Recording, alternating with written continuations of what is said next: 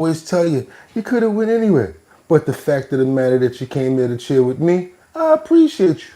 Why don't you guys head on over to the website, like I always tell you, www.drinkbigdrip.com. Get yourself some merch. Get yourself a sweatshirt. Get yourself the watermelon trucker hat. Right now, I gotta be honest with you guys, it's snowing outside. We in New York City. It's about 35 degrees. I love the snow. Why? Because it makes the unwanted move around. They don't like to be cold. They don't like to get snowed on. So they be doing stuff like this. Tap dancing like, woo! When they ain't got nothing else to do. Normally they outside just hanging out, doing whatever. Not hating. But right about now, we got too much people out there. We got too much going on. Everybody's outside. So now, how about some people stay inside? Because of the snow. It's snowing here in New York City. I heard it's snowing in a couple of other states. Chicago, down south is going crazy right now. So hope everybody's, not having too much of a winter storm issue right now. But just like, handling it, dealing with the fam. It's the weekend. So at least hopefully a lot of us don't have to travel and deal with sloshing around. I actually do, but it's all good. But not to take up any more of your time because we got a lot to cover today. I'm talking about today, we got like an 11 banger. So without any further ado, like I always tell you guys, you could have went anywhere. But the fact of the matter that you came here to chill with me, I appreciate you. Really want you guys to check out what happened yesterday, plus what's going on in the news. So let's get to it. Here we got felon or setup. That's right, we got Donald Trump here, who's finally been sentenced to a felony. Judge Merchan has handed down this order. We're gonna get right into it. Like I said, we got a lot to cover. Yes, he has been sentenced to a felony in the hush money case. This is the Stormy Daniels case that was had him in so much trouble, saying that he paid her money just to keep her quiet. 43-year-old, we also got this 43-year-old who was arrested after migrants were located in a tanker. This man was driving a tanker known for cement, liquids, hazardous materials, and things of that nature. He had people inside of a tanker, 18 of them. And there's also a possible arsonist who was arrested in LA in the Kenneth Wilson area. He had a blowtorch. They also found a female last night. Like I said, we got an 11 banger, y'all. Glad y'all here with me. Let's get into it.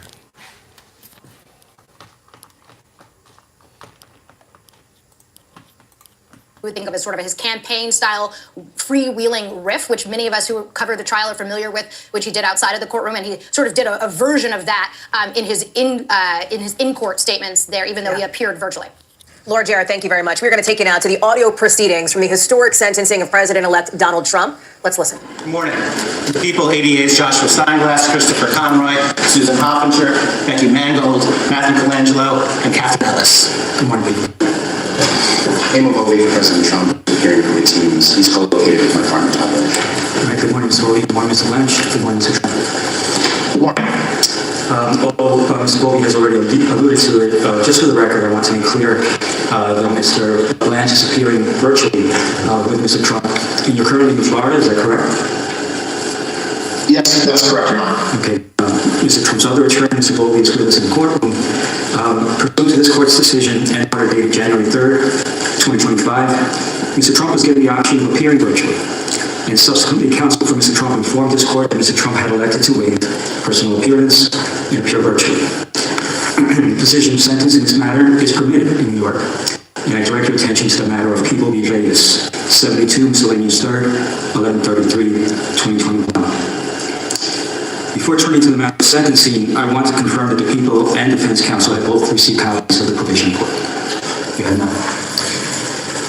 I let the record reflect that people are being handed a copy now. Mr. Bowlby's being handed a copy. Why don't you take some time to look at it? Okay? Thank you.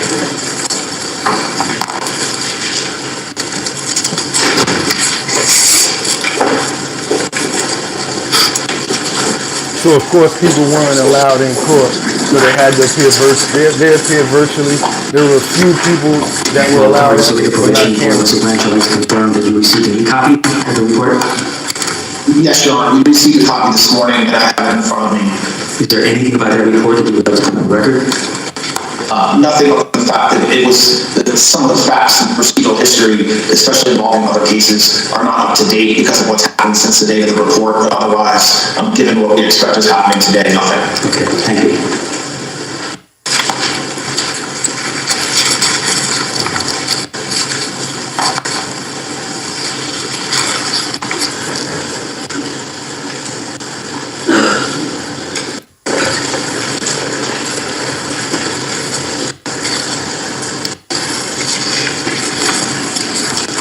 Found guilty on all 34 counts.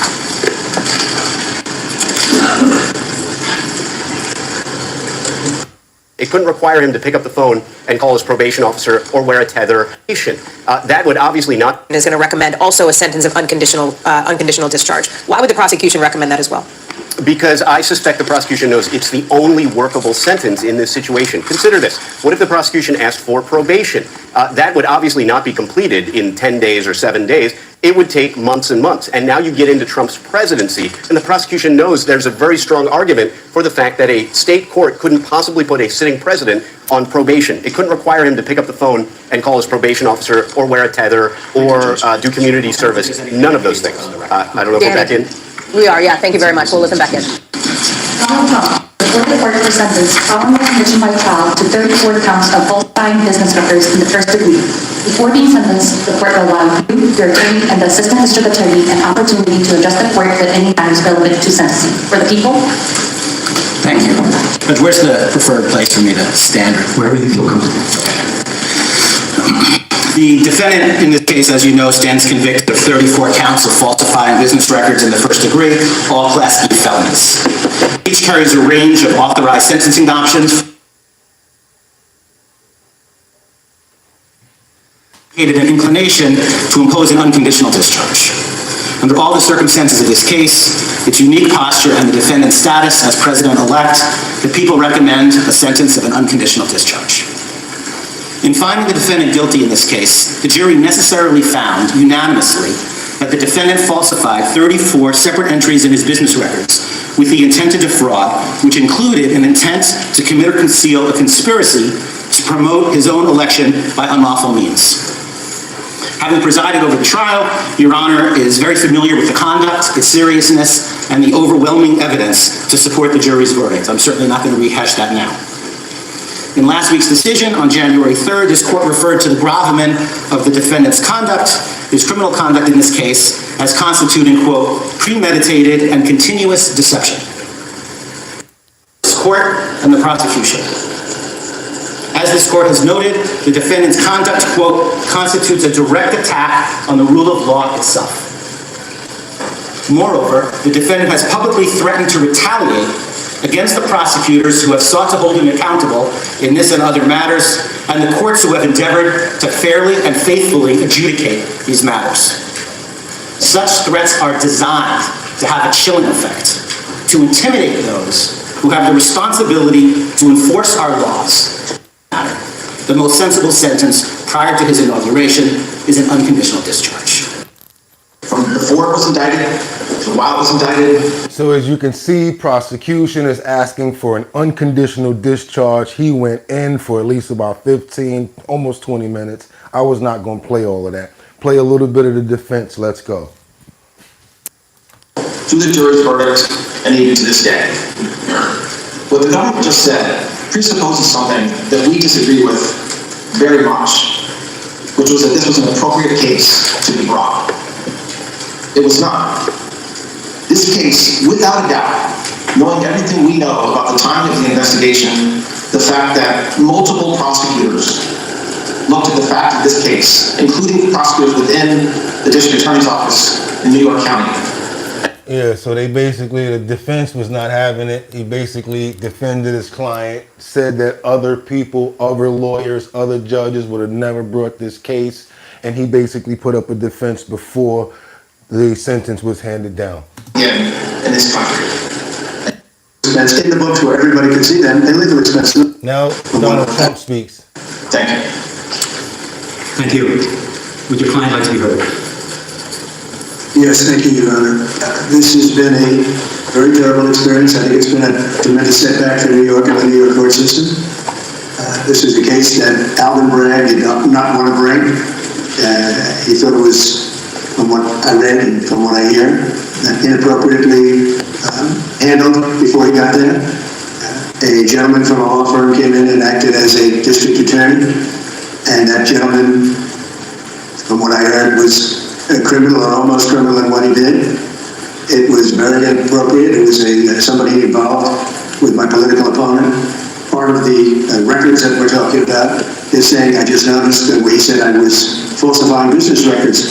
Well, the falsification of business records, as they said, was calling a legal expense in the books where everybody could see them, a legal expense. In other words, legal fees or a legal expense were put down as legal expense by accountants. They weren't put down by me, they were put down by accountants. I didn't call them construction, concrete work, I didn't call them electrical work, I didn't call them anything. They called a legal fee or a legal expense, and for this, I got indicted.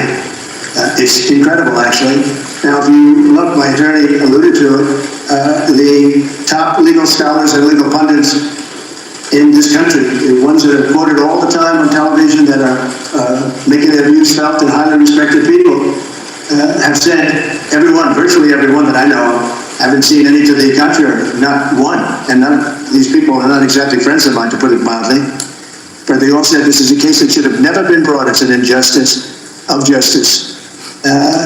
Very respected Jonathan Turley, Andy McCarthy, Judge David Rifkin, a wonderful man who just passed away, by the way, Greg Jarrett, Ellie Honig from CNN, of all places. CNN said that, Paul Ingrassia, Alan Dershowitz, they all said this is not a case that should be brought. It's not, think about it, legal expenses are down as legal expenses, and I get indicted for business records. Everybody should be so accurate.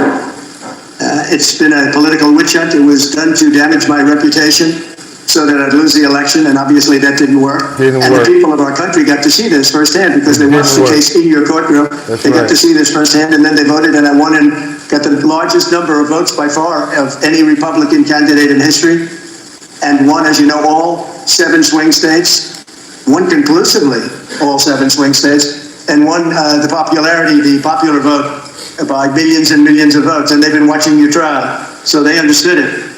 I wasn't allowed to use the lawyer-client privilege or the reliance on counsel. I had a lawyer that made this deal, and he admitted that, and he was also a totally discredited person. We weren't. Yeah, so I don't want to keep on running. I just got to let you guys know and what he said. And it was basically a real serious tongue lashing. They saying that Trump gave the judge a tongue lashing and basically said a lot of stuff that really hit home because he knew that he was right about it. I can't play the whole thing. Got to get into the next story, but we got a lot of heat because New York owes New Jersey some answers right now. All of that pollution that's being directed from downtown is now going uptown. It's going over the George Washington Bridge.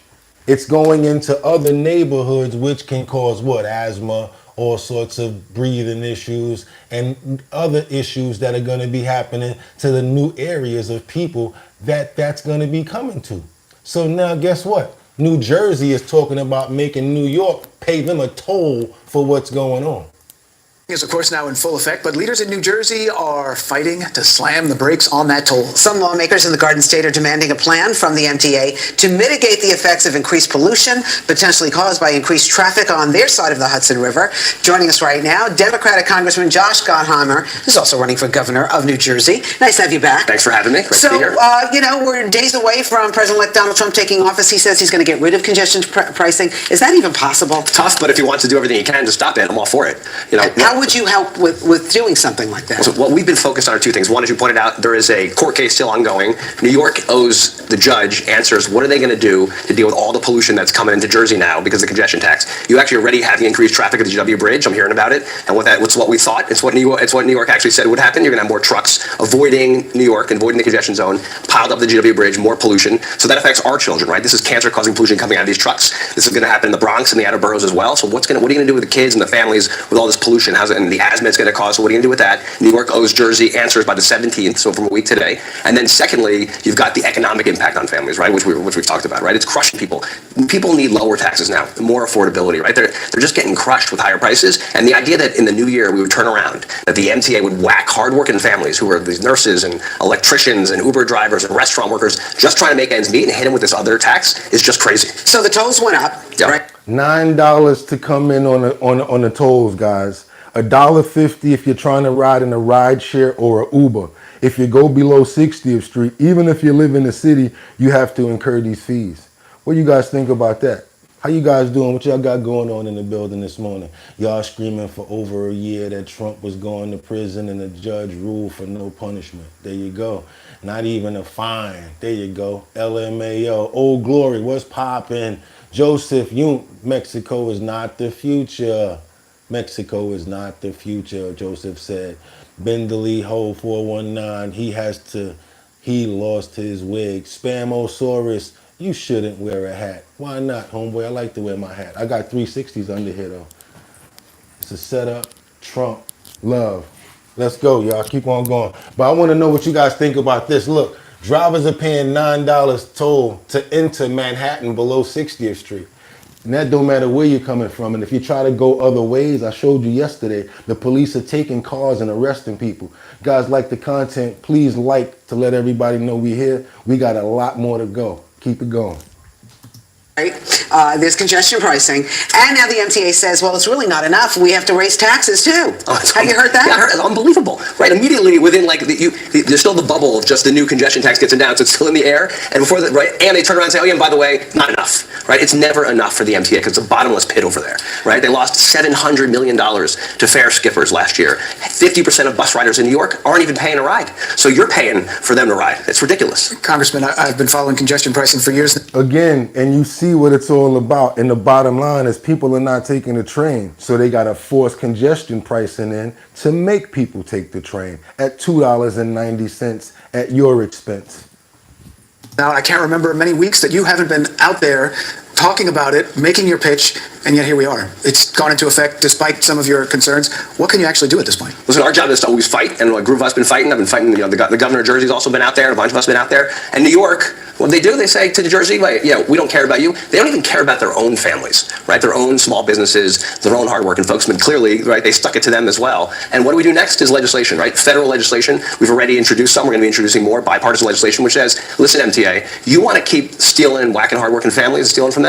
You can't get any more federal grants. General Lieber did an interview this week where he said, there was a time when Democratic and Republican lawmakers in the New York, New Jersey area, one thing they could agree on is that we need better public transportation. And 1,000%, I agree with that. And so he said that people should be trying to make this work as opposed to tear it down. How do you respond? Yeah, and I've said to John a million times, I helped write and pass the bipartisan infrastructure bill, which included a fortune of investment for good, really smart investment for New York and New Jersey for mass transit, right? Because I believe deeply in mass transit. But that's never enough for John Lieber and the MTA, right? And I've said to them, listen, you want more investment, start spending your money wisely. Well, stop wasting people's money and throwing it away and into a black hole. They built a subway station recently, the second time they went over budget by $1 billion. They built it too big by accident, right? So yeah, we shouldn't have to pay for your mistakes when it comes down to the subway. And then you guys are forcing people to take the subway knowing how dangerous it is down there. Crazy, man. It's crazy. What you guys think about that? What you guys think about congestive pricing and all of these extra fees that they keep on putting on who? The working man. The working man. Us. The working man. It's crazy. What we got here? I used to live in Staten Island. Even if you live in Staten Island, you can't leave the borough without paying. For those who need to get into Manhattan, this is absolutely outrageous. It is. Straight up. And who do we have to thank for it? I want you guys to say it all in sync. Jokal Hochul, straight up. Cuomo, too bad he too bad he's not the governor no more. And I don't care what y'all say. I'd rather have Cuomo. We got 247 people in the building. I would really appreciate if you guys give me the thumbs up to let everybody else know that we rocking, because I got a lot more. Look at this thing. We're going to be here for a while. We're going to be here. So let's go. The next story that we got up is the death toll that is growing in South California due to the wildfires. Members of Congress are speaking out. And who they talking about? Gavin Newsom. Yeah, him. Talking about Gavin Newsom and basically saying, I don't even know why he hasn't already stepped down. He probably don't want to step down right now because he doesn't want to look like a complete idiot while things are going on. They don't want to say, oh, he dropped the ball, plus he left while things were bad. So that's probably the only reason he's sticking around. Because to be honest with you, Gavin Newsom needs to resign. Those wildfires that have devastated so much of Southern California continue to grow and cause unprecedented damage. At least 10 people have died so far. That number likely to grow. Mainly because fire crews can't get access to a lot of those communities, right? Well, at least 10,000 structures have been destroyed so far, causing billions of dollars in damage. Eggs make all our family moments better, especially when they're Eggland's Best. Taste so fresh and amazing, deliciously superior nutrition, too. For us, it's eggs any style, as long as they're the best. Eggland's Best. ABC News' Andrea Fujii with the latest. This morning, the damage in Southern California described as unimaginable. Thousands of homes, at least 5 churches, a synagogue, 7 schools, and 2 libraries, bars, restaurants, banks, and grocery stores damaged or destroyed. Pacific Palisades, right now, could just be taken off the map. There is no Pacific Palisades. Early estimates predict $57 billion in damages, possibly causing the state's insurance crisis to swell. Between 2020 and 2022, insurance companies declined to renew 2.8 million homeowner policies in the state, including 531,000 in LA County. Looting, also a problem. The National Guard now requested to protect property. Many families can no longer recognize their neighborhoods. ABC's Kana Whitworth found a woman carrying the only thing she could find, a piece of tile with turtles on it, from her bathroom. It was the only thing I found, other than a cracked mug. So I took it. Just maybe even to frame it as a memory. She says her friends have 5 family members who lost homes in the Palisades fire. The wildfire disaster exposing a vulnerability in LA's water system. As crews battled the fast-moving flames, firefighters were hampered by low water pressure and fire hydrants running dry. Officials say the city's water system simply wasn't designed to deliver such large volumes of water at once. The municipal water systems that service our homes and businesses continue to work effectively. However, they are not designed to fight wildfires. In Pacific Palisades, 3 large water tanks, each holding about 1 million gallons, running out of water. We had a tremendous demand on our system in the Palisades. Experts tell ABC News firefighters would have experienced the same issues even with more tanks due to the magnitude of the fires. Andrea Fujii, ABC News, New York. And our hearts and prayers go out to California and everybody who's been devastated by this. This is like, woo! I mean, oh man, after a story like that, I don't even know what to say. But I do want to reiterate that they did say just now that even if they had things in play, they probably wouldn't have been able to do much better with all of the fire and everything that was going on. There's a lot of people that lost their property, lost their land, lost their families, and lost their lives. So we just got to pray for everybody out there and hope that they, can have some sort of wherewithal to just make it through. Let's pray for them, y'all, for real. Like, for real, it's bad. We also got this right here. Sorry if I'm somber right now, but stuff like that just makes me feel terrible because I could feel the pain from that lady that's holding that piece of tile. We got members of Congress that's really speaking out real briefly about this. I want you guys to see it. It's important. California's on fire once again. Only now, instead of burning up the red counties and the forested areas of the north, it's devastating portions of Los Angeles. Everybody's seeing it on the news. Every year we know the Santa Ana winds are going to blow. Every year we know that there's going to be risk. So what is our governor doing to help stop the risk? Virtually nothing, other than showing up at press conferences, waving his arms around and having long practiced monologues about, oh, it's someone else's fault, this or that. So it's time for the governor to either bear down or get out of the way because California keeps suffering. My county's up north, Carr Fire, Camp Fire, Dixie Fire, 1 million acres, and now it's hitting the constituents of Southern California hard. Why does this have to keep happening? Why is not anything being done to really mitigate the issue of forest management, of brush management, and lower the risk? Why is the water being cut off at the hydrants? Is it because he won't allow us to build the water storage we need for a growing population and for growing crops? We need to build Sites Reservoir. We need to raise Shasta Dam. We need to not let all the water keep rushing out to the Pacific Ocean through the Delta to supposedly save a smelt that doesn't exist. We need to. This is crazy because I'm hearing that they don't clean up the forest. They don't pick up like broken trees and brush and stuff like that. And, you know, even naturally, they say that there's going to be natural forest fires. So if you don't clean up the brush and all of the dirt and all of the whatever like this around, old trees that's just down, you got to get that stuff out of there so that it doesn't ignite, dry up, and really be like a ignition for other stuff to happen. That's why they're really coming down on the governor. I can't see blaming him wholeheartedly, totally about this one person. I don't know. Please don't get me if you guys are in LA, but if you know more than me, please put your comments in the bottom. Let people know what you feel about the situation because you might know more than me, so don't beat me up. But this is a really crazy situation, Larry Picard. This is a really crazy situation, and if they already knew that this was a possibility, like he said, Congress already knew that this has been going on, they should have definitely put instruments in play to prevent this from happening. There's too much going on and too many people dying. There's a war of words also going on right now with Gavin Newsom and Donald Trump, because of course Donald Trump is being vocal about this situation and Newsom is trying to, of course, you know, say what he's got to say in defense of himself. We also want to bring down Peter Doocy because Peter Doocy.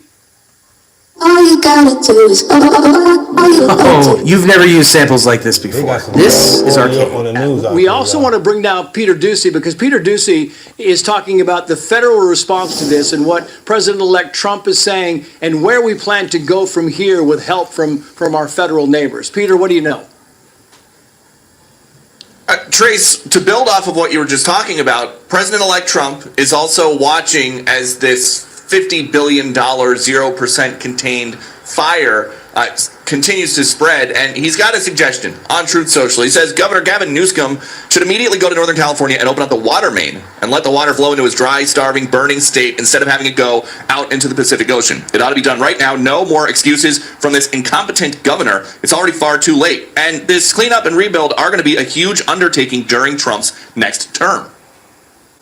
So what's happened is a tragedy, and the governor has not done a good job. With that being said, I got along well with him when he was governor. We worked together very well, and we would work together. I guess it looks like we're going to be the one having to rebuild it. Newsom is taking a lot of incoming from frustrated Californians, and he says he doesn't think it's the time for Trump to be involving himself right now. People have lost their lives. Kids lost their schools. Families completely torn asunder. Churches burned down. This guy wanted to politicize it. I have a lot of thoughts and I know what I want to say. I won't. President-elect Trump is back at Mar-a-Lago after the Carter funeral in Washington, D.C., and we do expect to see him. Yeah, so we already saw what Gavin Newsom said. There's a lot of people that feel as if this is going so much further than it should.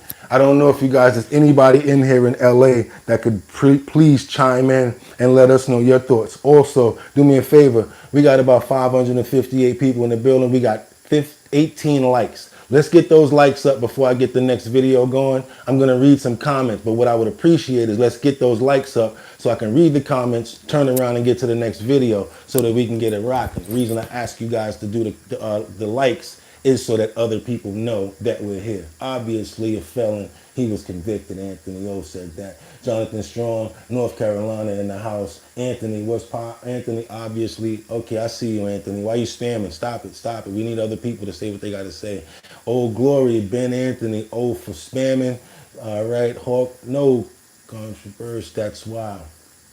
At this point, people are trying so hard to get Trump. Just stop. Mac Dude, it was a setup in New York. Yes, it was. Goku D, be better, America. Anonymous felon. All right, so everybody has their point, and that's why I like to do the bottom line, because you're all welcome. Let's get into it, because something that somebody just said just now, I got to go into that. Check this out. What you just said, you were talking about the war. Okay, this woman right here, she taunted the county. When she went up, she had to say a few words to let the county know what she felt about what's going on in San Diego right now. So check this out. When the community is atrocious, the fact that you guys sit there and respect is earned. That's why you guys don't get respect, because you don't give it. As you look at the meetings that have taken place over the last several years, you'll see a decline in public participation because of you guys, not because of us. Not because, that's the funny thing, is that you're so terrified of truth. Freedom of speech isn't something that you can dictate and say, well, I'll allow you to say this, but not that. Our rights don't come from you. They come from our Creator. And it will be interesting the days when you guys are held accountable and you're treated the exact same way you treat us. I think 2025 is going to be pretty exciting. Because when you guys say fuck you to the federal government, they're going to say fuck you too. Because you guys think that you don't like what we do, but you're going to have a sore awakening when the federal government comes after you for aiding and abetting, and they're going to be like, you get a jail cell, you get a jail cell. So it's going to be actually really exciting. And I bet you guys are terrified, but you're going to continue to go down this same path of, with your UN agenda. It's going to be great to see it all unfold and unravel. And this all went on at a San Diego board supervisors meeting. This lady basically went off and told them what she felt. She taunted the entire San Diego County Board of Supervisors over the incoming Trump administration's plan and let them know what you guys have been trying to do ain't gonna work no more under the new administration. I don't know if you guys know anything about this area or this county, but it's going down. She's not playing, and a lot of people feel the same way that she does. Tired of being silenced, aren't you? be flushed down the toilet like the pure water you want us to drink. It's good. It's going to be fantastic because Tom Homan is going to come after you. And then my gavel broke. It's good. Thank you. We're tired of the double standards imposed by you and the other Bolsheviks in this city that made us into second-class citizens, one step below Haitians. We voted against all that, and your time in power is running out. You have no one to blame but yourselves and the Haitians who couldn't seem to keep themselves from rushing here with their hands out to take anything that wasn't nailed down. You made this mess. Now tell us how you're going to clean it up, or are you going to let Trump do your jobs for you? Thank you. In 4 months, things are going to be changing, and ICE is coming. Be ready. In 4 months, not even 4 months, baby. That was an old clip, but you know what? That was an old clip from him, but I had to let that play to let you guys see. Everybody not playing around. Everybody not taking this light. Everybody's not. Let's go on over to this 16-year-old teenager. He's in custody. He's a second suspect in a bang of a Cleveland Heights grandmother. We got a loss of a life of a Cleveland grandmother for an attempted robbery. A 16-year-old kid basically was caught. Well, he's on the run for pow and this 67-year-old lady. It's terrible. Police are searching for a second suspect in the murder of a beloved grandmother. A 16-year-old is already locked up, accused of the disturbing crime. First at 4, Angie Rodriguez spoke to the 74-year-old's neighbors in Cleveland Heights. It's about this heartbreaking case. She had called me that Friday night, and she asked me would I take her to work Sunday morning. And then I wake up Sunday morning, and this... Over the weekend, John Forte heard multiple gunshots outside of his Cleveland Heights home, but he would have never imagined what happened next. I saw her side door wide open, and I knew immediately that something wasn't right. This is the home where 74-year-old Edith Moore was shot and killed. She's described by her neighbors as kind and caring, and this is the yard where she would see her grandkids play. She was found in her home, shot in the head, while an 18-year-old also found at the scene is still recovering from his gunshot wounds. Police aren't saying whether that 18-year-old is a suspect in the case or a relative of Moore's, but as we wait for the answers to that question, take a good look at your screen. Cleveland Heights police now looking for this man, 23-year-old Amin Walker, in connection to the crime. This is crazy. And again, it just seems like we're saying all of our youth are continuing to do what they call now crash out because they think it's cool. They don't care about how they get the money or who they hurt. They just want to crash out. And yes, we got to cover stories like this and put it in the middle of the heat so that you guys will stick around and see what people are doing. Can't just talk about wildfires and Trump all the time. We got to know what's going on in our cities and get real coverage so stuff like this can get out there and everybody can know what's happening. Appreciate you guys. Where we at right now? 35 likes. Let's get that up to 60. We got over 700 people in the building. Come on, y'all. Let's tap. Fist bump. Double tap your boy. Pop, pop. Pop, pop. Double tap. Come on, y'all. I got more. I'm coming with more. Let's go. Video's going. We still got more to go. Just want you guys to double tap to let everybody know that we in the building and we got it going on. What we got in these comments? Your mom tell how he was convicted of that crime. Okay, yes, tell us. Grown man asking strangers for a fist bump online. That's right. Now you out of here. Boom. See that? See how that go? I swear. There you go. Now, y'all better not be talking about me because I'm over here right now moderating real quick. I'm moderating right now. Okay. What we got right now? Got 59? All right, cool. Let's go. Keep on going. I don't have no love for the people that got her killed like that. I don't. And that guy, I hope his mother still love him because I hope the rest of the world hate him. Meanwhile, a 16-year-old has already been arrested and is currently in custody, facing charges of murder and aggravated robbery charges. People say, well, they young kids. When you do grown people stuff, you're not a child anymore. If you have any information that could help Cleveland Heights police catch a mean walker, you can call detectives or Crime Stoppers. All I want to know is where is the love? Where is the love? These are old, elderly people. There's no way in the world I was raised in a manner where I would ever do anything like that. Ever. I got too much respect for the elderly and too much respect for my mother and my grandmother. That means that the upbringing of these kids nowadays, that's the problem. They're so used to seeing crime and seeing negativity. It's a second nature thing. Doesn't bother them. They want to crash out and be a part of it and get the monetary from it to show and front and act like they're doing big things. Meanwhile, people like this are losing their lives. Next story up, we got a 43-year-old that was arrested after 18 migrants were rescued inside of a cement/oil tanker. He's driving the oil tanker. There's no cement or liquid inside. There's people inside of this, where it's supposed to be liquid inside of this. There's only one way into this thing, liquid-wise, and one way out. Lucky that they didn't expire by being down there, because it definitely could have been the result of what happened. Smuggling case out of Seguin. Authorities say 43-year-old Glenn Mitchell Jones was the person driving a tanker that was pulled over by Guadalupe County Sheriff deputies on Wednesday. Tonight, he faces over a dozen charges. His bond is set at just under $1 million. KENS 5 reporter Meredith Haas is live in the newsroom with new insight tonight. Meredith? Well, ECs, I spoke with a trucker at the same spot where Jones was pulled over, and he says that the kind of tanker that Jones allegedly had all these people in, it only had one way in and one way out.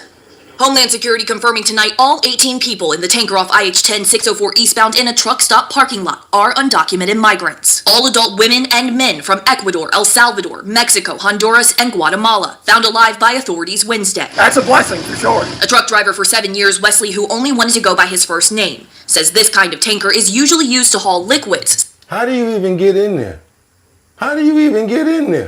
They on top of it opening up something where it look like some liquid can go inside of it. And they got these dips in the bottom, like, so what is it? 666, like people literally inside of there? Yeah, 6, 12, 18, I guess. I guess they all in there racked up like that because it was 18 of them. 16 in each part. 6 in each part. Crazy. Such as chemicals or concrete. For somebody to be in there, there's only one way out of there. What happens when you come to a stop? It all kind of, and they're right there. So you had 18 people that were just, and it's dark and people can't see, and he had to slam on his brakes. Officials say no one was hurt. Glenn Mitchell Jones is currently being held at the jail in Guadalupe County. He faces 18 charges related to human smuggling, his bond totaling just under $1 million.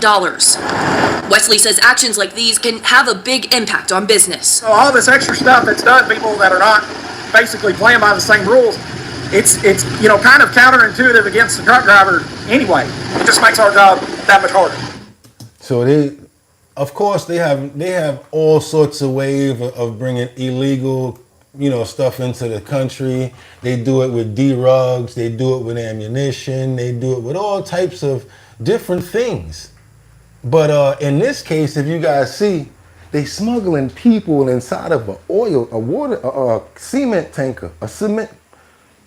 Man, can't even say it right. You guys saw it. I don't have to.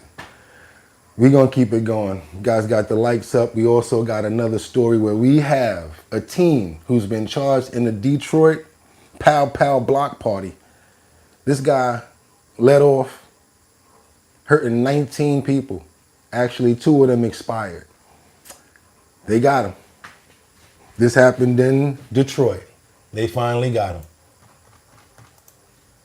Well, other top story here at 5:30. In the last 90 minutes, Detroit police announced an arrest in a deadly shooting at an illegal street party that happened over the summer. 19-year-old Demetrius Shaw has been arrested and charged in the shooting that left 2 people dead and 19 others hurt. This happened July 7th in the area of Rossini and Reno on the city's east side. Erica Erickson joins us live from Detroit Police Headquarters with how investigators cracked this case. It's been some time, Erica. Give us the inside scoop. Absolutely. A lot of agencies involved to get to the bottom of this one in what Detroit police call one of the largest, if not the largest, mass shooting in the city's history. 2 people killed, 19 others injured on Rossini near Reno. That's on Detroit's east side in an illegal street party. Now, 19-year-old Demetrius Shaw, charged with 2 counts. 19-year-old. Then we had the 18-year-old. Then we had the 16-year-old. Then we had the 24-year-old that stabbed somebody inside of the restaurant, inside of the place for the sandwich in Harlem. And then we had, so now we can really see that they're actually standing behind what they're saying. They're crashing out. At least when we were younger, we would think of the ramifications of the possibilities of what could happen if you do crazy stuff like this. 19 people, and you heard it, wasn't out there playing. It was crazy. Counts of first-degree murder, 19 counts of assault with intent to murder, and 21 counts of felony firearm, held on a $1 million cash bond. DPD Major Crimes, State Police, Wayne and Oakland County Sheriff's deputies, the FBI, ATF, and other local departments helping to track him down. This was something that affected us all in the city of Detroit. To the families of the victims, 2 people who were killed and the 19 others who were injured. It is with great pleasure today that I can bring some source of justice. Crazy. And the sad part about it is it's just the beginning. And I thought, you would think, oh, it's summertime is when they do stuff like this, not in the cold. No, there is no limits to what's happening right now. Because guess what? In the Bronx, yesterday, a teen boy was stabbed. He's no longer with us either. Sorry I got to do this, but I want to get it out the way because I don't like it. I don't like to absorb all this crap. It just keeps on happening every time you turn around. And the sad part about this one, the kid was like 14 years old. 14. Tape closing off the area where 14-year-old Caleb Rios was found in bad shape with stab wounds to his chest. He was unconscious and unresponsive. I'm in shock right now. It's basically like this. I'm gonna take a line from a comedian that I like. He says, "Who raised you? Who raised you?" Because there's no way you make it to being a teenager or at a certain age without being guided some sort of way. My question is, who guided you or didn't guide you? And it kind of comes back to where my friends are saying now, the age of the kids that are out here now, like you got to look at who their parents were. What era were their parents teaching them and educating them, or lack thereof teaching them? Came up in the 70s. My moms didn't play. Still came from the South. Tear you up with a switch, a belt, broomstick, a shoe, or anything close to you. When you get disciplined, you kind of come out into the world a little bit differently. Now in the world that we have, with everybody trying to be DEI friendly and, not paying attention and teaching the kids the right way, courage, strength, wisdom, honor, respect, pride, and respect for your elders, is when you see stuff like this. You see kids in the train crashing out, yelling and stuff like that, cursing, pulling weapons out, because there's no guidance and nobody taught them right. That's where all of this is coming from. It starts at home. Might sound too basic or whatever the case may be, but it's the truth. I guarantee you another child did this to this kid. It was just before 9:30 Friday morning behind the Mitchell houses on 138th Street and 3rd Avenue in the Mott Haven section of the Bronx. Sources tell Pix 11 News it appears the teen was stabbed while walking from his apartment building. He tried to run but fell behind parked cars. The scene shocking to people who live in the area. Come on, it's like you're about to, like, that's 14 years old. I'm only 18 myself, and like hearing that, it's really like, wow, I'm so in shock. This grandmother says senseless violence in the neighborhood is why she walks her grandson to and from school. I feel upset. I'm crazy out here. That's why I told my grandson, he's only 13. I tell him stay in school because the street don't give nothing. It's just. Yeah, but even if you stay in school, look at what happened. You got no police out there, no patrol, because we lost 4,500 police. I don't know if you guys know that, but I'm going to keep on reiterating it. New York has lost over 4,500 police officers due to some of them not wanting to take the jab, and due to some of them not wanting to work under the current administration that's there right now, as well as other things. So now she tries to say she put 200 on a train. What about the 4,300 that we lost? And the seniors that had real wherewithal and resolve and knowing the areas and the neighborhoods. Perfect example. I was talking to a senior police officer that retired. He said, you know, a certain area, we had it moderated. We had it on lock. Even though there was a lot of crime going on over there, we had it to a point where certain stuff wasn't happening. Once we got defunded and once COVID came in, the crime went up over there because we didn't have the coverage and the capabilities to take over, to keep on maintaining the area of security that we were doing before. We went from 8 police cars to 4. Imagine 4 police cars trying to take care of any area of either the Bronx, Manhattan, Brooklyn, and Queens. It's not possible. It's not. That's why we get results like this. A lot of mishappening going on. It's crazy. I feel so bad for the family. Not only that, but when they do come, it's ATF, after the fact, which is not good because someone could have already lost their lives or the incident has already happened. Then, like I always say, they're running around like Keystone cops, bumping into each other, bothering all of the wrong people because they don't know what's happening. It's got to be a better organization and a way to do this. When we had more coverage, at least criminals would be like, oh, let me chill out because there's too many police patrolling. Let me do this. But now if you see no police, more criminals are going to step up and do more stuff. And then if you take away the stuff that they can do, you're really going to have problems. I'm not talking about some of them that are using their authority and hurting people and doing stuff that they're not supposed to. I'm not talking about those officers. I'm talking about the officers that you actually call when you need help. Because believe it or not, a lot of people do call the police. Everybody ain't gangster. While police continue to look for evidence and clues, another teen's life cut short is weighing heavy on this community. It's not even this neighborhood, it's everywhere. To hear that somebody just passed away right in front of my building and I just came home, just to hear that is really awakening. The victim was rushed to Lincoln Hospital. That's where he died. Police say they are concerned about gang activity in the area, but there's no reason to believe the victim has any ties to any gangs. He has no criminal record. So far, no motive, no weapons, no suspect. So police need your help finding whoever's responsible. If you have any information on this, call Crime Stoppers. The number's right there. It's 800-577-TIPS. Yeah, 14-year-old lost his life. And I don't know, 14, they say in the Bible, and like what I learned, you start paying for your sins when you're 12 years old and stuff like that, But he's still a kid to me, man, still a baby. You're 14 years old. There's so much more life, so much to life, so much that you could have. That could be your life. And now it's cut short by what? Senseless acts of crime that make no sense. Yeah, y'all. Sometimes you have to give you all the news and let you guys see what's going on out here in order for you to know what's happening. I'm sure you're already aware. I don't got to tell you what's happening. But at the same time, we still come to the bottom line to get our information, pool it as human beings, and then we take our minds, and then we decide what we're going to do instead of running around not paying attention to what's going on around us. We need to know what's going on in the subway. We need to know what's going on in these areas of the Bronx. We need to pay attention in order to stay secure, to keep on making it. You have to know the land in order to cultivate it, in order to live there, in order to foundate there. That's why we come here.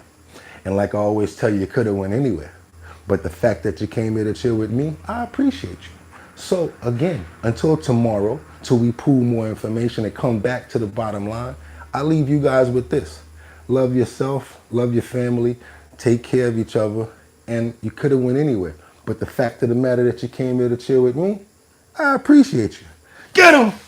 One.